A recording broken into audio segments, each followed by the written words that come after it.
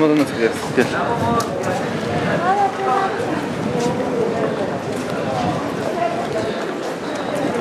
Tamam ha. Güzel abi, güzel yayında abi.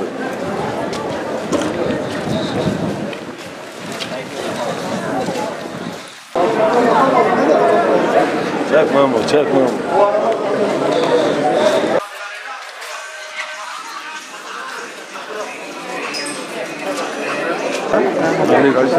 İşiniz zor.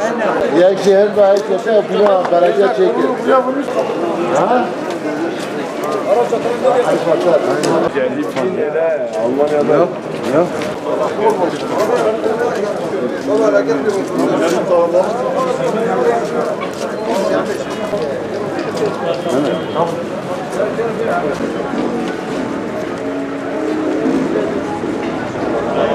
Bu süreci ancak el birliğiyle atlatabiliriz.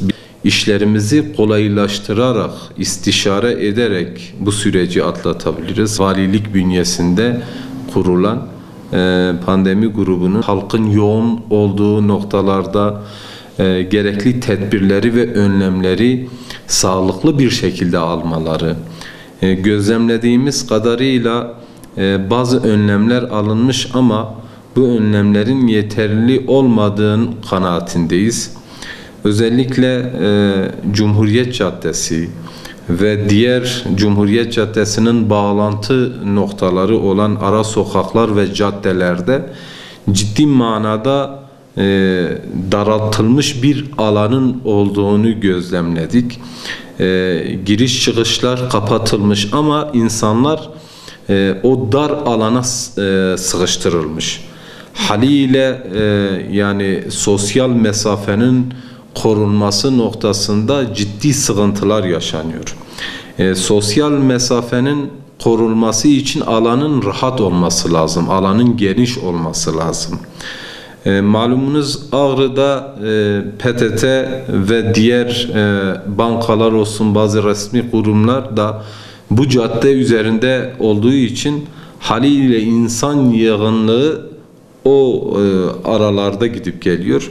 Bizim önerimiz esnaflarla da yapmış olduğumuz bazı istişarelerde esnafların bu ara sokakların açılmasını, bağlantı noktalarının açıldıktan sonra caddelerin daha ferah olacağı kanaatindedir. İl pandemi grubunun bunu değerlendirmesi, bunu dikkate alması önemli bir husustur. PTT kuyrukları kilometrelerce uzuyor ve sosyal mesafe ister istemez ihlal ediliyor.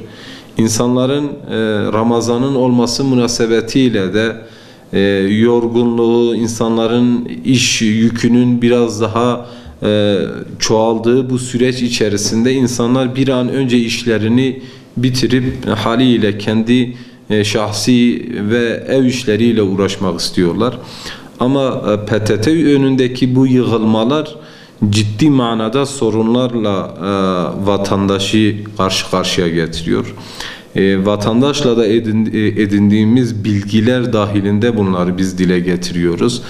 4-5 saat kuyruklarda bekleyen, haliyle bir eziyet, Ramazan ayında bir eziyet, bir sıkıntı haline gelen bu PTT kuyruklarının daha akılcıl yöntemlerle, çözüm önerileriyle ve halkı, vatandaşı rahatlatacak uygulamalar ile bu süreçte vatandaşa yardımcı olunabilir.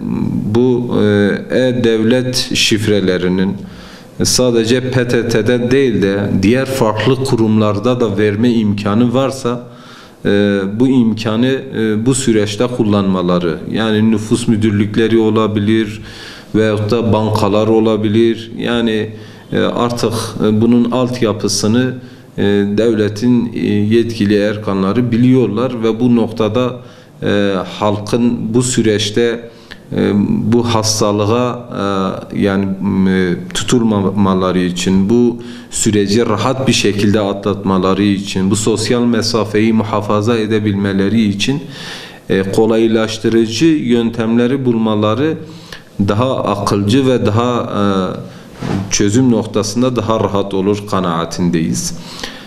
Yine elektrik faturalarının da PTT'de ödendiği noktasında edindiğimiz bilgiler var. Muhtemelen ki bu böyledir de yani fakir ve muhtaç ailelerimizin orada yapmış olduğu almış oldukları bir desteğin orada ödendiğini ve bu katkı, elektriğe katkı için verilen bu paraların PTT'de ödendiğini, sonuç itibariyle bu insanların hepsinin abone numaraları muhakkak yani yetkili kurumların elindedir. Yetkili kurumlar abone numaralarına göre bu ödemeleri otomatikmen bu süreçte yapabilirler. Bu yığılmanın önüne geçebilirler.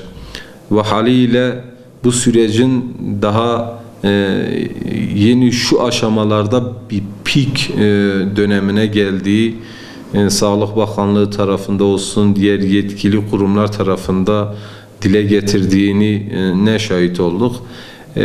Yani bu rahatlık ve bu dikkatsizlik Allah muhafaza etsin daha büyük sıkıntılara ve daha kaldıramayacağımız sonuçları, neticeleri şehrimize, insanlarımıza yaşatabilir.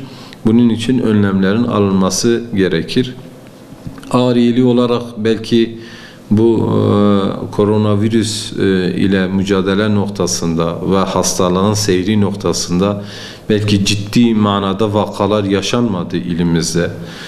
Sevindirici bir durumdur. Ama tedbirleri elde bırakmamız, önlemleri gevşetmemiz, ciddi manada yani gerekli tedbir ve önlemlerin alınmaması beraberinde daha büyük sorun ve sıkıntıları getirebilir. İl Pandemi Kurulu ilimizin yani halkımızın dinamikleri olan kurum ve kuruluşlar ile daha kontrollü bir şekilde, daha düzenli bir şekilde istişare etmeleri, bu kitlelerin fikirlerinin, düşüncelerinin alınması, istişare noktasında birbirlerine yardımcı olma noktasında bu süreci atlatmada büyük bir katkı sunacağı kanaatindeyiz. Siyasi partileri var, STK'ları var, sivil toplum kuruluşları var, kanaat önderleri var, topluma mal olmuş kurumlarımız var. Yani böyle süreçlerde ancak el birliğiyle, birlik ve beraberlik içerisinde bu süreçler atlatılır.